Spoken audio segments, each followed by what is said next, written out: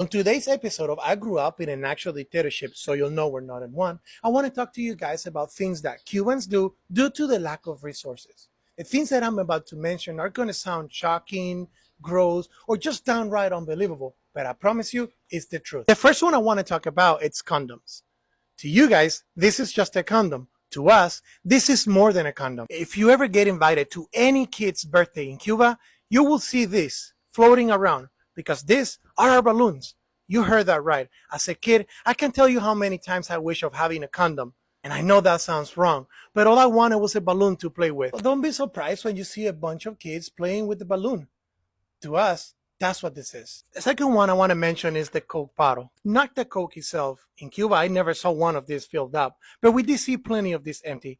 In Cuba, these bottles, they will last us for years. In my house, one of these bottles, empty, will last us for years. Because over there, you only get water every few days. I just talked to my contact in Cuba, and he said the last time, they were 10 days without water. So these are very important, because on those days that you do have water, you fill them up.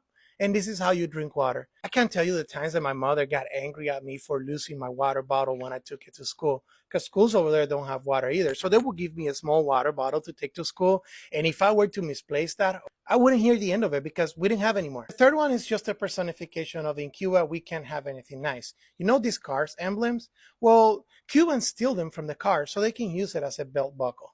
That's right. Over here, people are struggling because they want a Gucci belt and they want all these luxurious brands. Over there in Cuba, I was dying to have a Mercedes belt. What they do is they get those military belts, they take out the buckle at the end, and then wrap it around the new Mercedes logo or Chevrolet logo or whatever, and just use it as a belt. If you were to have any of those belts in Cuba, you were considered super cool. This last one, I saved it for last because it's just so unbelievable. But it did happen. Check out this article on HavanaTimes.org where it expands on it. People were selling cloth, the one that you use to clean your floor, as steak.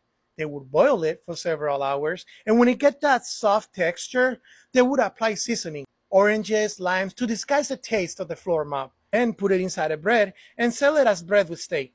Obviously, the government is the one that caught on to this, as only they will know what real steak tasted like. To put that cherry on top, in Cuba, condoms were not only a balloon, these were also melted, and once melted, put on pizza and sold to us as if it were cheese. I will never grow tired. I will never run out of examples to show you what a true dictatorship really is.